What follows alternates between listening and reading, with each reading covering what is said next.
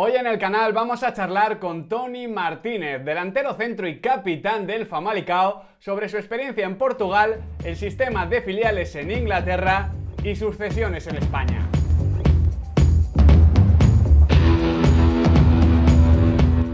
Muy buenas chicos y chicas, ¿qué tal estamos? Bienvenidos de nuevo a Diario de un Periodista Deportivo. Como os comentaba, hoy estamos con Toni Martínez desde Murcia. ¿Qué tal, Toni? Hola, muy bien, muchas gracias por invitarme y para mí es un placer. Digo desde Murcia porque evidentemente tú ahora estás jugando en el Famalicão, pero el club prontito, cuando se vio que la cosa se complicaba, ya se aplazaban los partidos, te comentó que era momento de evidentemente estar con la familia, de olvidarte un poquito del fútbol y de pensar mucho en la persona, que ya me parece importante por parte del club. Sí, muchísimo. Bueno, al final íbamos un poco viendo lo que estaba empezando a pasar en España y el club se adelantó un poco a la situación y bueno, nos dijo que creía que lo mejor era ir a casa con las familias porque iba para largo, que iba hace bastante tiempo y al final pues estar solo fuera de tu país es más duro y bueno, y teniendo la suerte que Portugal y España están muy cerca, pues nos ofreció la oportunidad de ir a casa con la familia y bueno, y la tomé porque bueno, al final pues todo el mundo gusta de estar con los suyos y mira, yo tengo esa suerte.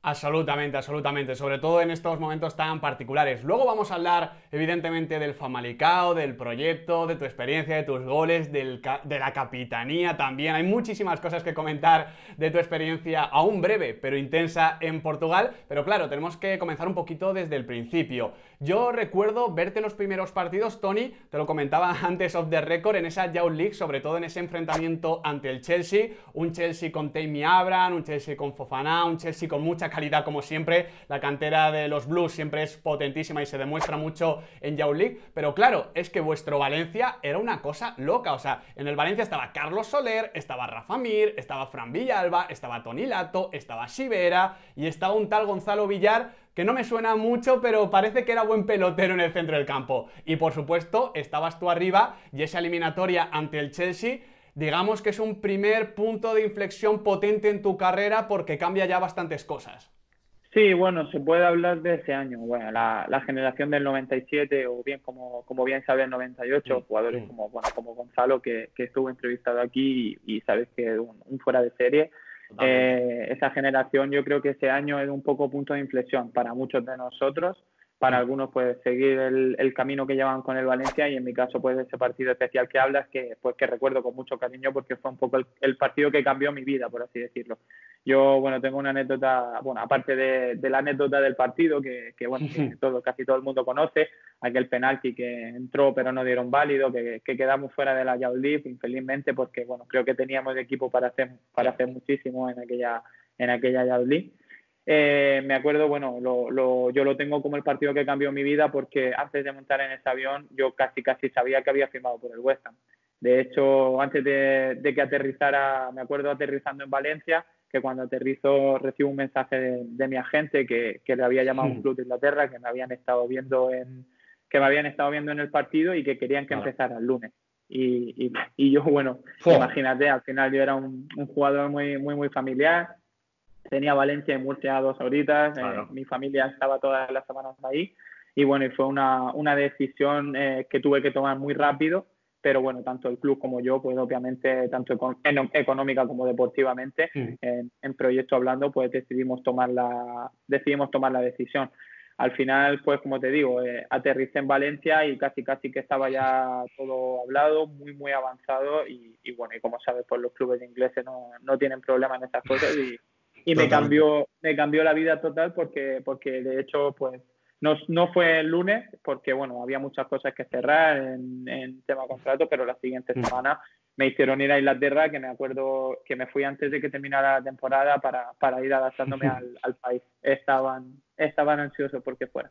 Ahora vamos a hablar de esa decisión, de ese fichaje, pero antes te quería preguntar por el tema de la Youth League porque muchas veces hay como críticas al fútbol competitivo de cantera, pero claro, la Youth League ya sois futbolistas semi profesionales, la mayoría profesionales, ya estáis aspirando a dar el siguiente paso. Entiendo que es una competición muy bien hecha, muy bien creada, que expone mucho talento y que mejora a nivel competitivo al futbolista, ¿no? Que al final es lo que persigue el fútbol de formación, que haga crecer a los jugadores, que presente nuevos retos y evidentemente medirte ya no solo a los mejores de tu país, sino a los mejores del continente europeo, pues tiene que ser una barbaridad.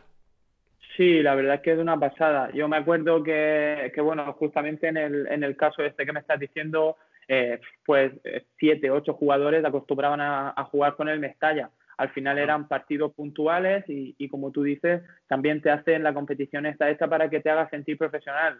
Yo me acuerdo que nosotros viajábamos con los jugadores del primer equipo, me acuerdo que al final te sentías un poco de la manera más, entre comillas, futbolista profesional. Sí, sí. Obviamente la competición está muy bien hecha, sí que es verdad que, bueno, al final pues no juegas en estadios, no juegas con un estadio lleno de gente, pero bueno, al final la competición está hecha espectacular y es una competición que creo que tiene mucha visibilidad y que ha cambiado la vida a muchísimos jugadores.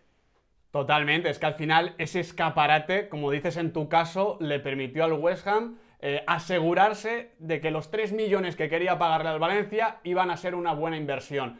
¿Tú cómo decides irte en ese momento? Porque yo entiendo que evidentemente para el Valencia es un ingreso importante, no dejas de ser en ese momento un futbolista juvenil, hay a veces jugadores de la primera plantilla que ni siquiera terminan dando esos 3 millones, pero claro, tú estás en la cantera del Valencia, estás creciendo, estás cómodo, estás quemando etapas, estás cerca de casa como dices, y de repente te vas a ir al West Ham, pero claro, te vas a ir al West Ham sabiendo que tu paso por el filial va a ser importante, que tienes que hacer una escala, digamos, antes de conseguir tu objetivo, que es el fútbol profesional. ¿Cómo te planteas todo eso? Porque sabemos precisamente que el fútbol de filiales en Inglaterra marca una gran diferencia respecto al de España, luego vamos a hablar de ello, y imagino que todo esto lo tendrías en cuenta, ¿no?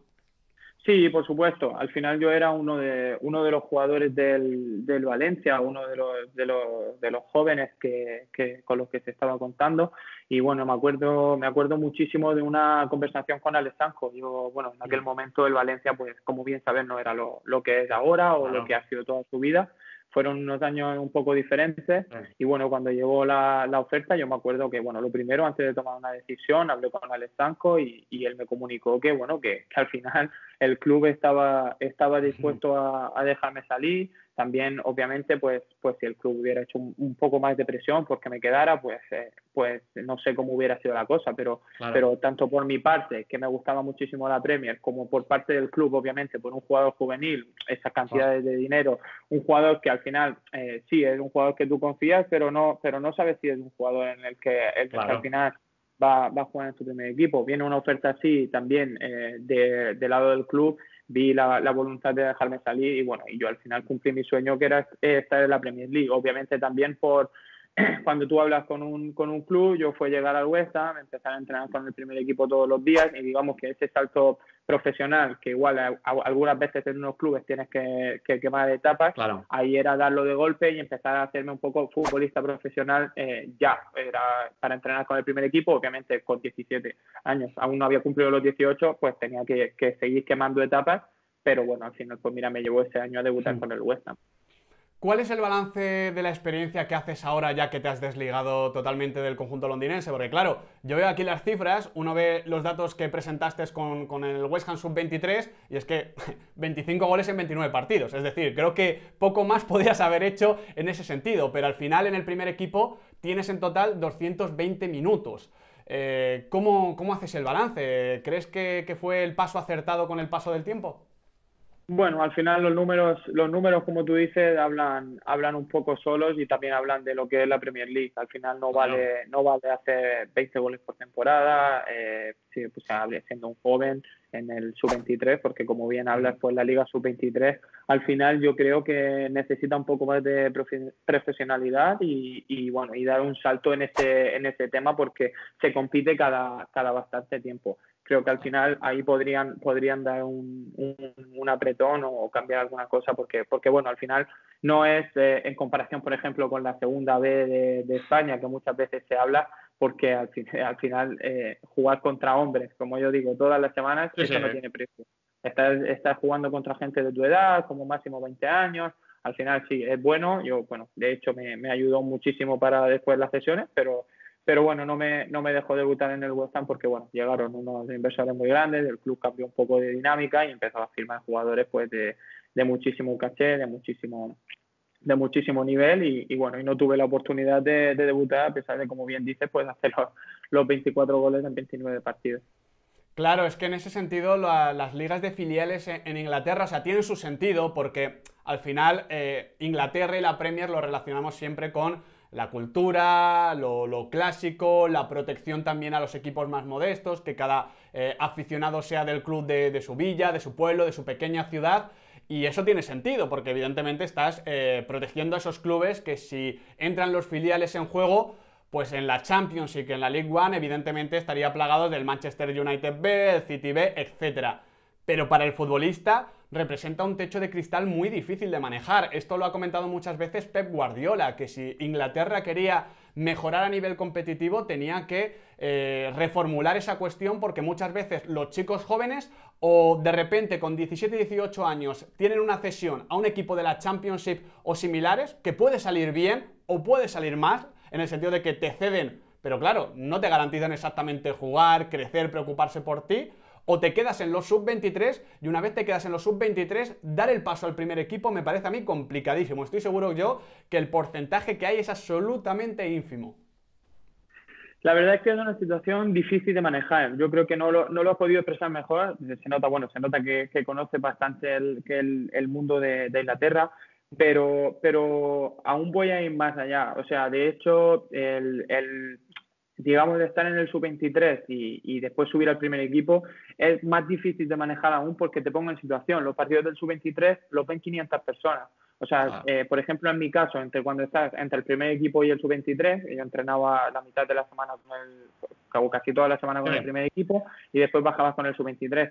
Yo he ido partidos con el primer equipo un sábado y es muy difícil de manejar el estar, por ejemplo, en Anfield con 80.000 personas, viajar a Liverpool, volver a Londres y el siguiente día jugar en tu estadio con 50 personas. Al final, una semana así, pues te dice, bueno, estoy en el primer equipo, pero al final que se haga costumbre, como bien dice, o si en el primer equipo hay 3 delanteros y no te llega digamos, para jugar, pues se hace muy difícil de manejar. De hecho, bueno, pues ahí fue en el momento en el que llego a Inglaterra, era impensable salir cedido, hago los primeros 6 meses y yo pido al club, por favor, salir cedido, que bueno, ahí llega mi primera sesión al Oxford, un equipo que recuerdo con mucho cariño, porque al final fue, digamos, mi primera experiencia profesional de verdad, por así decirlo. Al final, la primera semana, que sí, todas las semanas jugaba contra hombres y fue una experiencia espectacular.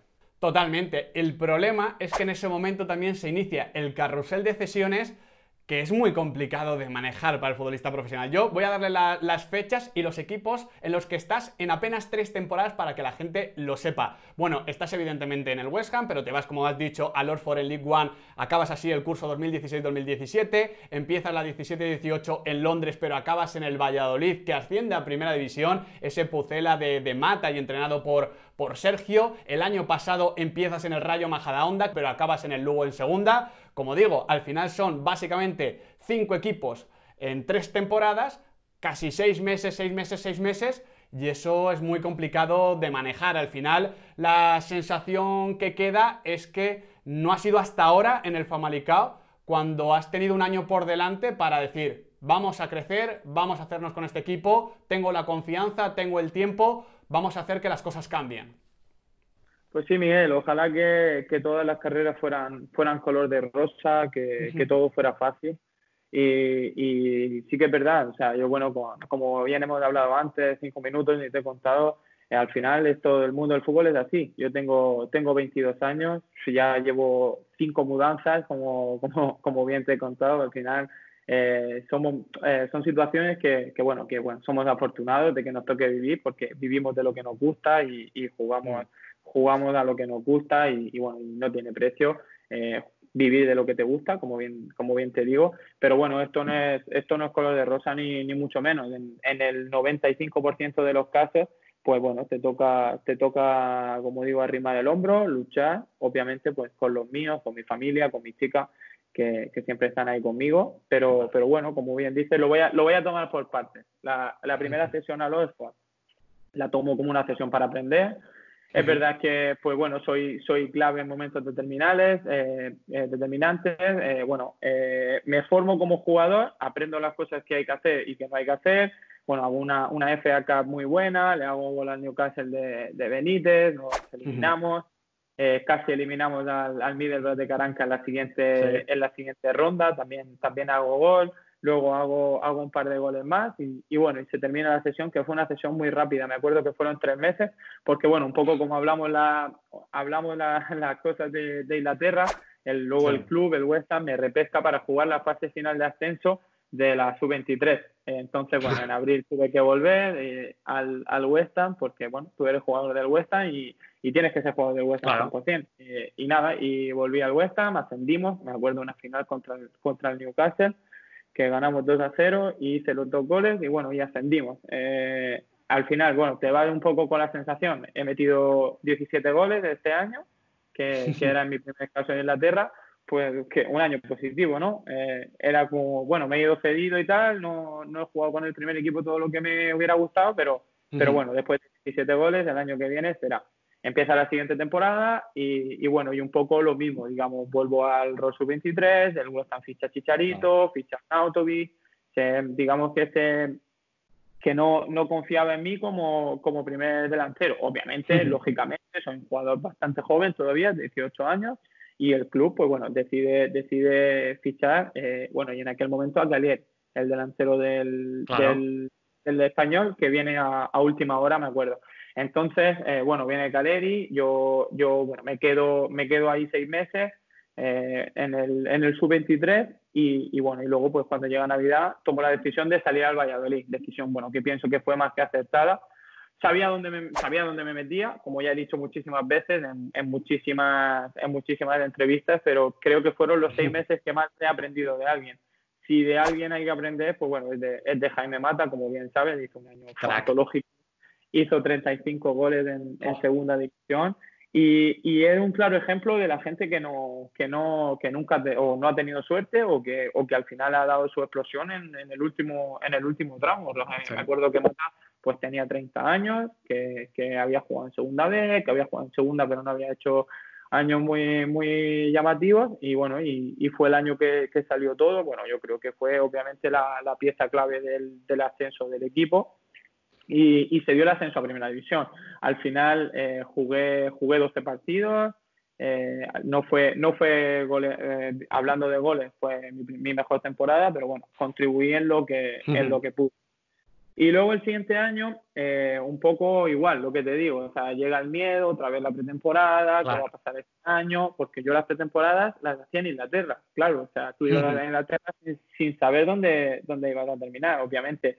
El West Ham cambió su manera de ver, o fichaba delanteros bastante con nombre y tal, y bueno, y yo no sabía, no tenía la certeza de que cuando empezara la temporada iba a estar ahí, o sea, sabía que tenía que ir a la pretemporada a lucharme con todo lo que había para intentar, pues cada año ha sido con un entrenador diferente, intentar quedarme. Y bueno, y ahí llega la sesión mi última sesión, la sesión del Rayo. Se decide salir al Rayo Majadahonda, pues bueno, por un poco digamos, entre comillas, lo que está pasando este año. Por ser importante, por bueno, un equipo que acababa de subir de segunda B, intentar, pues bueno, colocar bien. La cosa empezó muy, muy bien. Me acuerdo que empezó parecida este año, 5 partidos, estábamos ahí con los de arriba y tal. Pero bueno, luego al final, pues las cosas no ocurrieron como yo esperaba, ni tanto deportiva como personalmente, y decidí salir otra sesión más al Lugo. Que bueno, que al final pues se veía un club con más seriedad o más, al final se puede hablar más personalmente, un club que me convencía muchísimo más y bueno, y al final pues se cumplieron las cosas. Estaban las cosas bastante complicadas cuando llegué, estaba luchando por el descenso y al final pues dejamos al Lugo donde se merece, porque pues de ahí me llevo muchísima gente con muchísimo cariño y hice muchos amigos también y bueno, y se merecen estar ahí porque son un club muy, muy, muy pequeño, muy familiar y bueno, y para mí un club señor. Ojalá, como bien te digo, que todas las carreras fueran color de rosa, pero bueno, tomo el Famalicão este año, lo que está aconteciendo y bueno, y creo que también me lo merezco por todo lo que he luchado, pero lo tomo como, digamos, una segunda, un relanzamiento, ¿no? de mi carrera, y al final pues que vuelvan a salir las cosas, volver a sentirte importante, pues eso no tiene precio. Claro, es que en estos carruseles de cesiones, que cada vez creo que estamos más acostumbrados, y de hecho en este mercado que va a ser tan particular con el tema del coronavirus, creo que ya va a haber muchísimas cesiones en muchísimos niveles.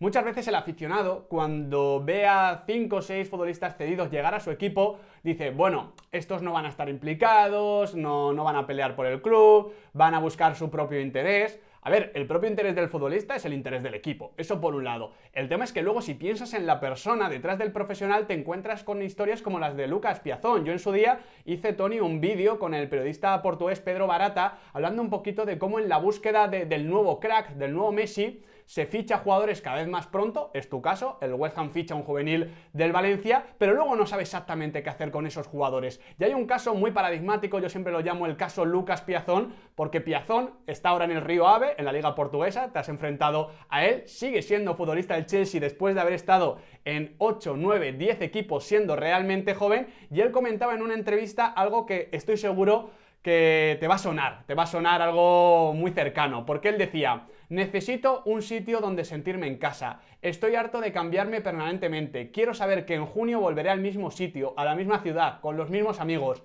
No puedo culpar al Chelsea porque yo acepté todo eso, pero realmente es muy complicado. Rendir de cesión en cesión es complicadísimo. Tony, tú lo has visto, lo has sentido en tus carnes, y ahora que has tenido una temporada de seguido en el Famalicão, has notado la diferencia de forma muy notable. Sí, al final, bueno, no quiero ser egoísta hablando o digamos, aprovechar el momento. Sí que es verdad que, bueno, que este año sale un poco fuera de lo normal, también pues hay que ser realista por el club. No se esperaba que lo hiciéramos tan bien, pero tomo esas palabras de Lucas y las pongo en mi carrera. O sea, yo llegaba a los veranos y estaba deseando decir que puedo volver al mismo sitio, no que tenía que coger otra vez la furgoneta con mi familia y enviar la mudanza a otro sitio. O sea, al final, bueno, de Inglaterra lo sabía que iba a salir, pero luego al final, un poco como dices, tienen muchísimos aficionados que no confían en los jugadores de cesión, y en mi caso no han sido cesiones de un año, han sido cesiones de 6 meses.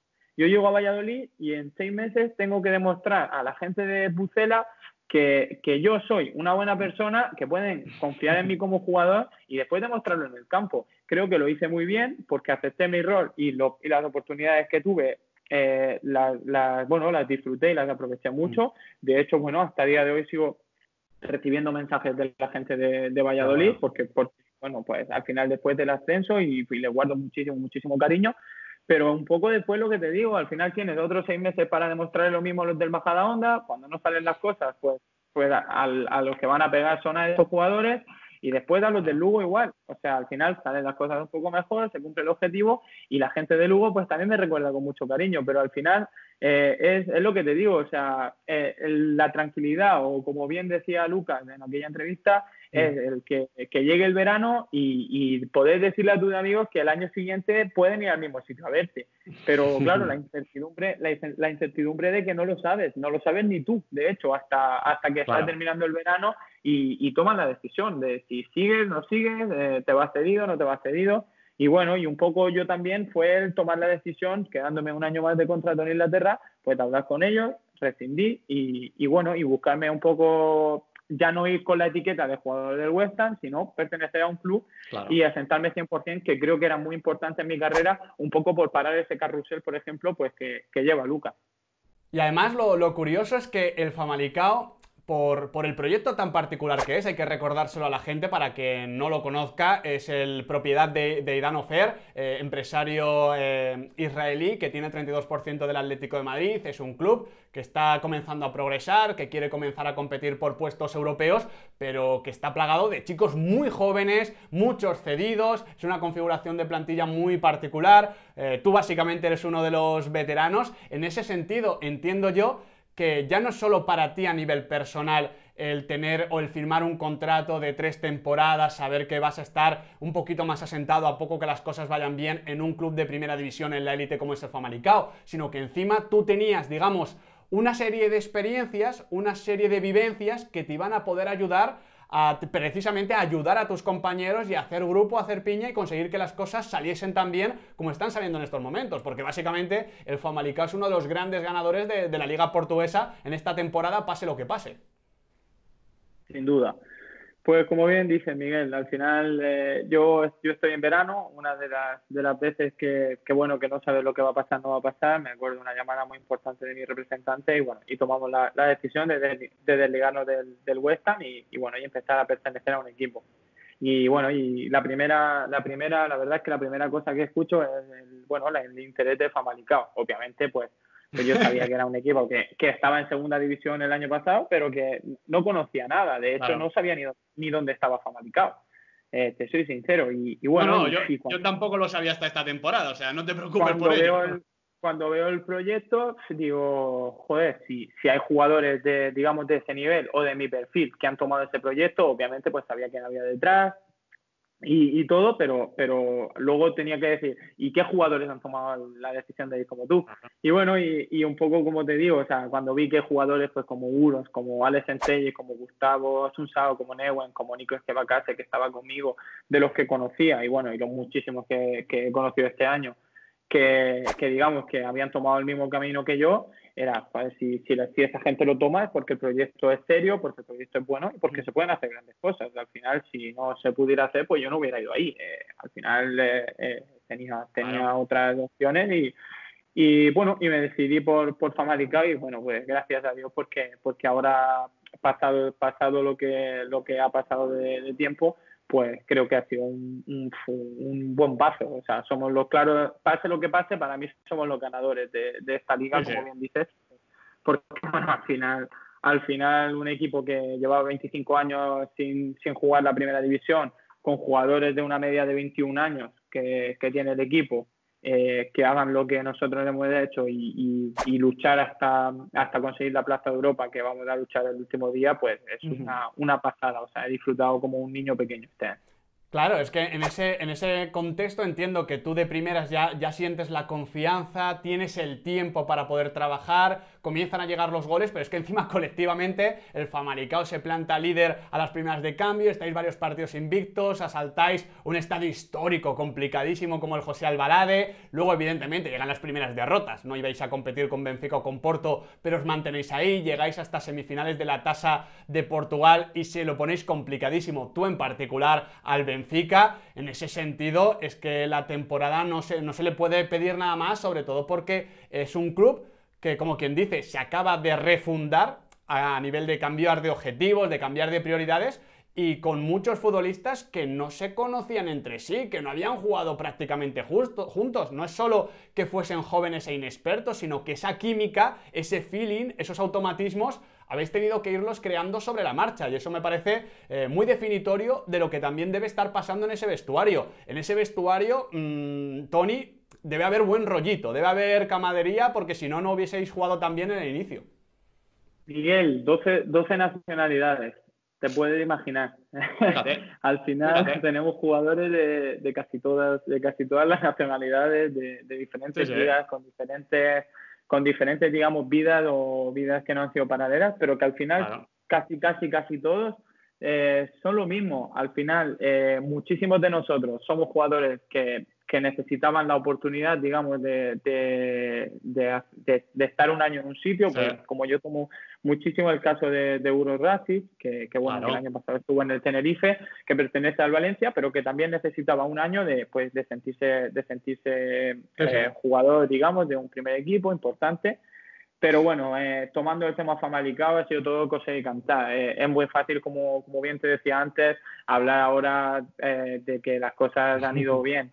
Pues claro que han ido bien, lo sabe todo el mundo. Al final, pues desde el primer día empezaron las cosas bien, se empezaron a hacer las cosas bien y bueno, y el claro ejemplo es que ganando a Sporting, ganando al Vitoria de Guimarães fuera de casa, llegamos invictos al Dragao, al estadio del Oporto en la octava jornada. O sea, al final como bien te digo, empezó muy bien y bueno, y luego lo difícil fue seguir, perdimos contra el Oporto, pero se sigue después haciéndolo bien, que bueno, que nos vamos a Navidad en puestos de Champions. si no me Eso es. equivoco, en Europa, creo que la última jornada antes de Navidad.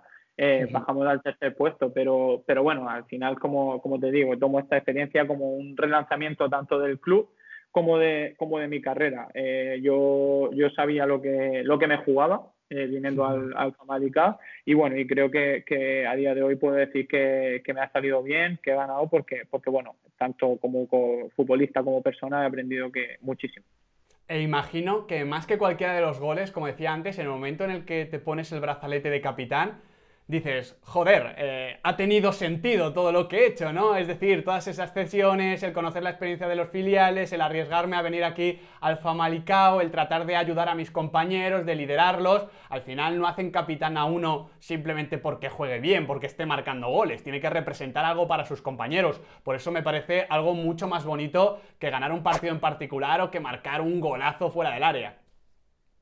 Sí, bueno, al final un poco como te digo, yo creo que la experiencia en Inglaterra me tenía que valer para algo, como bien Eso es. sabes, el entrenador es Sí. el que era bueno entrenador adjunto del Everton, y bueno, y yo recibo una llamada en verano del míster antes de ir ahí, y él me decía que me conocía de Inglaterra, que me había visto jugar muchísimo y que sabía lo que yo estaba pasando ahora, que entendía que estaba yendo muchas sesiones, pero que él Qué sabía bueno. que el Tony que hacía goles, que el Tony que daba el nivel y el Tony que a él le gustaba, que iba a aparecer. ¿Con qué? Con confianza y con al final con tiempo para demostrar. Ahora él me lo recuerda todos los días, y si yo debo Qué algo a bueno. alguien es a Joao, al míster. Al final, como bien te digo, son confianzas, es dar con buena gente, es dar con todo, y el míster sabe tocar en la tecla que tiene que tocar. Luego, al final, bueno, no empecé siendo capitán del equipo.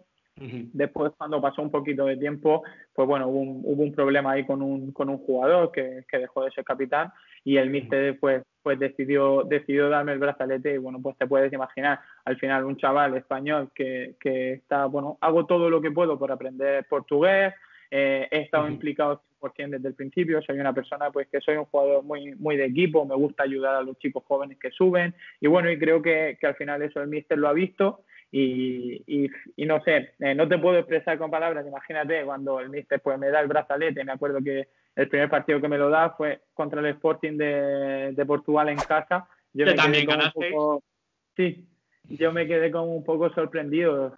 Pues imagínate, al final pues es, digamos, la primera vez que he sentido, digamos, el peso del equipo en mi espalda, por así decirlo. Obviamente pues es una cinta en el brazo que no representa más que eso, el ser el capitán del equipo, porque yo creo que es un equipo muy, muy implicado y que todos suman, pero al final pues es muy significativo como persona, como confianza, coger el brazalete de un equipo. Incluso me dio muchísima confianza. Me acuerdo que después de ese partido decía, parece que metes los goles solo, porque bueno, luego pues casualmente viene la eliminatoria con el Benfica, como bien hablaste, que por ese gol que nos metieron en el 94 en su casa, pues nos quedamos fuera, pero bueno, los pusimos contra las cuerdas, y personalmente pues son dos de los mejores partidos que he hecho en mi vida, y creo que me van a ayudar muchísimo. Estoy convencido de ello. Por preguntarte por un nombre en particular del Famalicão, estoy seguro que te han preguntado 1000 veces, pero es que hay mucho hype y de hecho yo tengo aquí un vídeo, Tony, con un buen amigo experto en fútbol sudamericano, Alex de Llano, que estábamos dibujando a la selección argentina del futuro para 2022. Y él me puso como central a tu amigo y compañero Nehuen Pérez. O sea, ya para titular. Yo también Y lo yo pondría. claro, es que yo lo que le he visto es uno de esos centrales que dices, joder, es que ha nacido con el oficio de defensor, es que tiene el talento, tiene la intuición, la picardía, el conocimiento. En ese sentido entiendo que es uno de los proyectos que tenéis más potentes y que los aficionados del Atlético de Madrid, en ese sentido, mira que ahora están contentos con Felipe, por supuesto, pero saben que va a haber relevo. Sin duda. Miguel es muy bueno, no te lo imaginas. O sea, yo cuando llegó, me acuerdo que bueno, el chico es un chico muy, muy tímido, no es un chico que le guste ni, bueno, ni llamar la atención ni nada. Y yo me acuerdo que una de las primeras veces que hablábamos, pues yo soy del Atleti, estoy aquí para ver para este año, es que pasa, tal. Un poco también lo que te digo, jugadores que necesitan un año de Claro. jugar, un año de foguearse, y eso. Y cuando lo vi entrenar a la primera vez, digo, pero ¿cómo puede ser que este chaval tenga 19 años? Es imposible, o sea, no te imaginas, con el balón es buenísimo, sin el balón es mejor aún, o sea, yo creo que va a ser sin duda, si no el año que viene, en 2 años, en 3 años, va a ser, o sea, me arriesgo a decir que va a ser uno de los mejores centrales del mundo.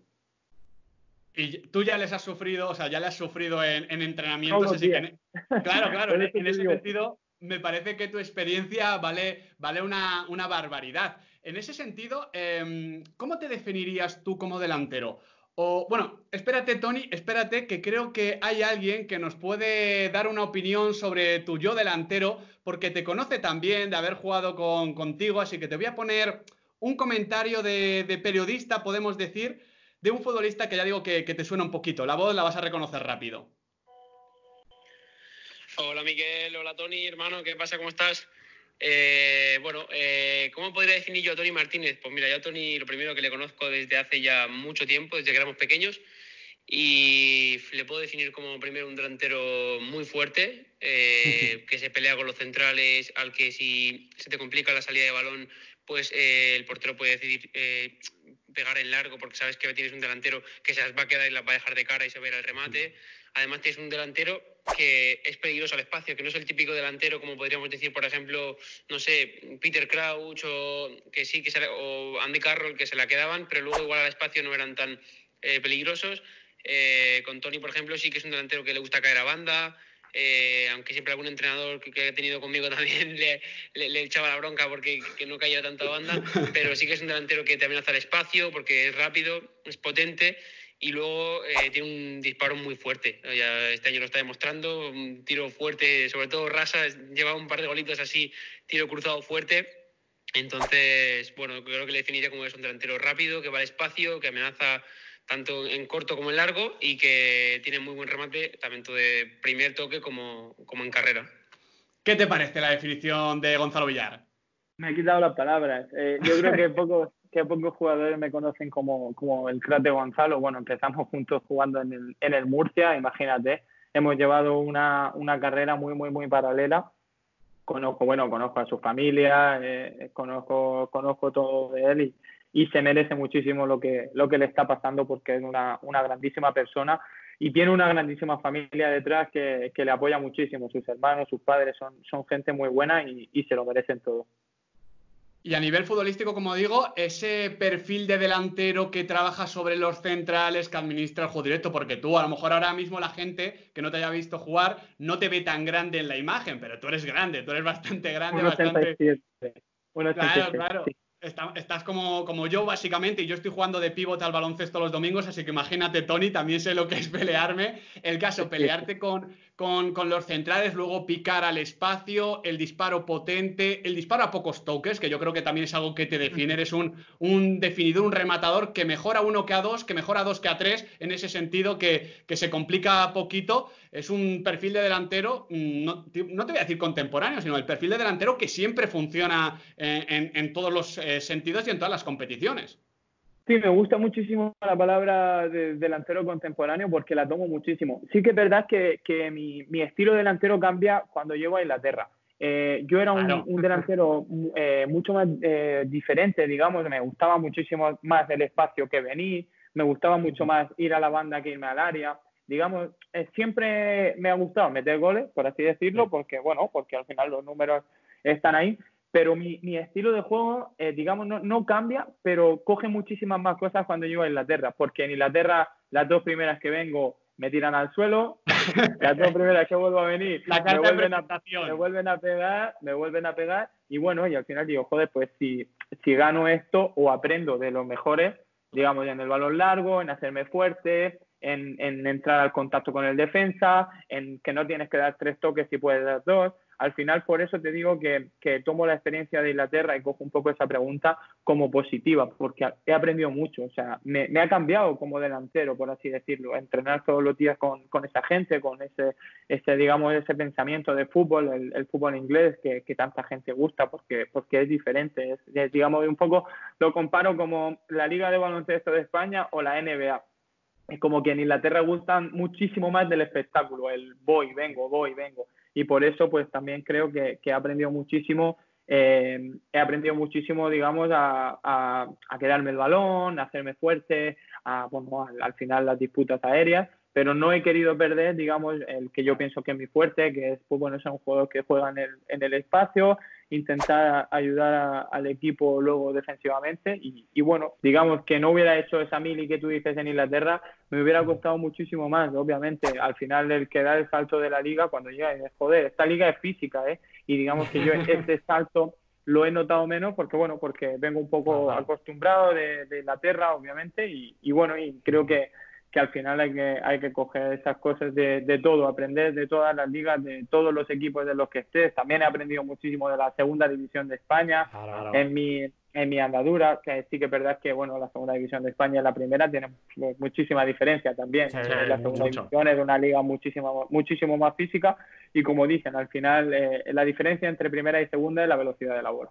Totalmente, totalmente. El gol, ya casi para finalizar, es un tema tan de confianza como muchas veces nos gusta decir a los periodistas y como os gusta decir a los jugadores, porque en realidad nosotros aquí los periodistas copiamos lo que vosotros decís, habláis de que no lo podéis explicar muchas veces, ¿no? Yo recuerdo el caso muy presente en el fútbol español de Gerard Moreno. El año pasado Gerard Moreno no marcaba gol al Arcoiris y era un magnífico delantero, siempre lo ha sido, pero estaba cruzado con el remate, con la portería, con el fútbol, con la vida, con lo que fuese. Llega esta temporada, en vez de jugar como delantero le ponen en banda derecha y aún así comienza a marcar goles, va con la selección y era el mismo delantero. Ahí lo único que puede cambiar es eso, el estado de confianza, de seguridad y también el hecho, porque hay que explicarlo, que en el fútbol el factor suerte también tiene una influencia importante. Es como la película de Match Point de Woody Allen, de la pelota pasa o no pasa al otro campo. Eso puede condicionar muchas veces el estado de ánimo de un futbolista y por eso me parecía muy interesante lo que me contaba Adrián Dalmau, delantero del Utrecht, que compartes básicamente también un poco de carrera con él,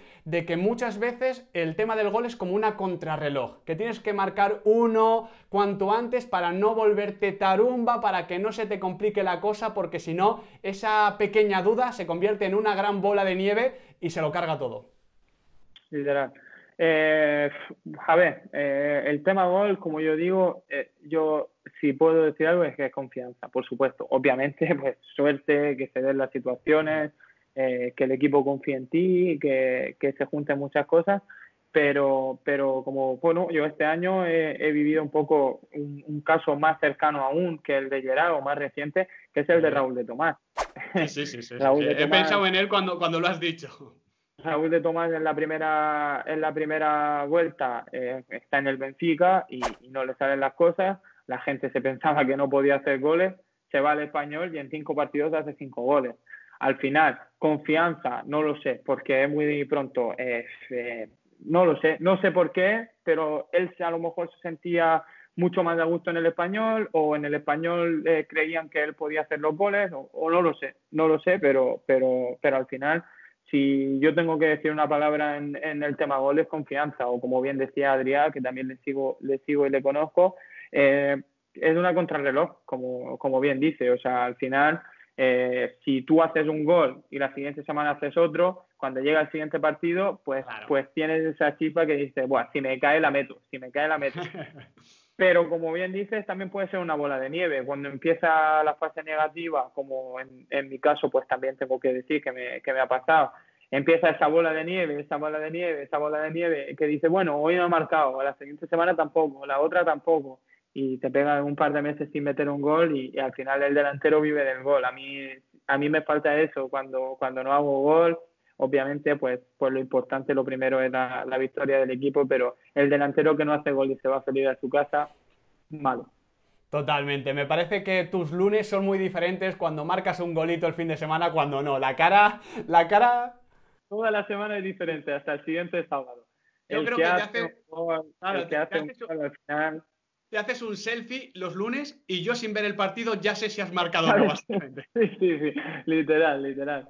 Pues ya para finalizar, Toni, me gustaría hacerte la pregunta que creo que nos sale a todos después de conocer tu experiencia, porque tú ahora mismo estás feliz, estás contento, más allá de la situación evidentemente problemática para todos, pero a nivel deportivo te estaba yendo muy bien en este curso 2019-2020, le has dado sentido a todo, como dices, has cogido lo mejor de tu experiencia en Inglaterra, pero echando la vista atrás, y ya sé que es muy fácil decir no me arrepiento de mis decisiones, es lo que me ha hecho, lo decimos todos, ¿no? Es el camino fácil, pero echando la vista atrás, ese lunes que llegas a Valencia, ese lunes que llegas desde Londres y te llega la oferta, ¿cambiarías algo? ¿Hubieses preguntado algo? ¿Hubieses tomado otra decisión? No sé si hubiese tomado otra decisión. Tampoco te voy a decir el tópico de no me arrepiento de mis decisiones, porque bueno, mi carrera podría haber ido mejor o podría haber ido peor. No lo sabes. Sabe.